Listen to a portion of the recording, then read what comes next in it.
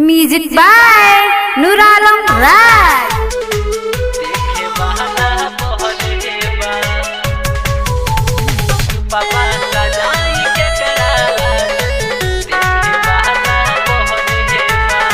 Powder cream ठलाली सखी सुरहो सिंगार देता गारी सखी।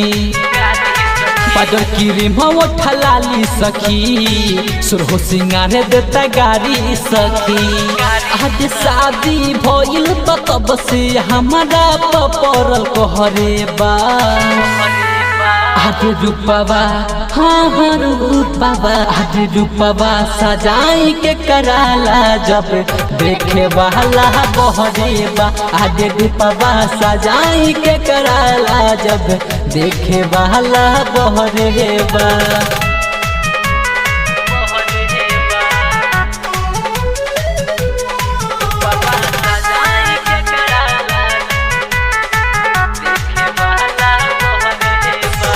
उनका नाही बुझाता जियत बानी पगल के भेष में।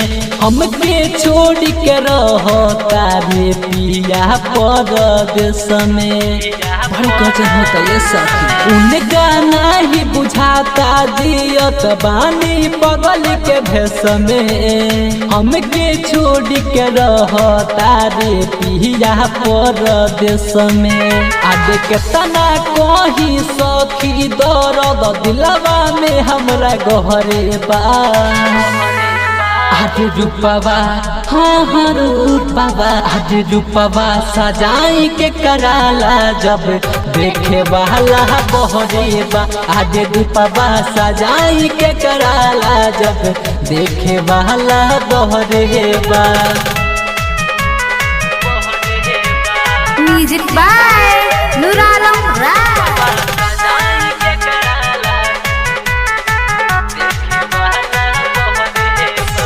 राइटर नूर आलम घरे आयम सबर कर कहेले।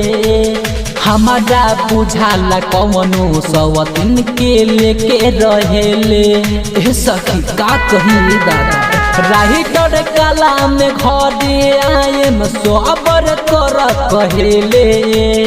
हमारा बुझाला कवनो सवतिन के लेके रहेले। जितेंद्र जहरीला जी मुपेंद्र कोहरत हमारा पपहरे बा। आज रूपवा हाँ रूपवा आज रूपवा सजाई के कराला जब देखे वाला बहरे बा। आज रूपवा सजाई के कराला जब देखे वाला बहरे बा। स्टूडियो मोती।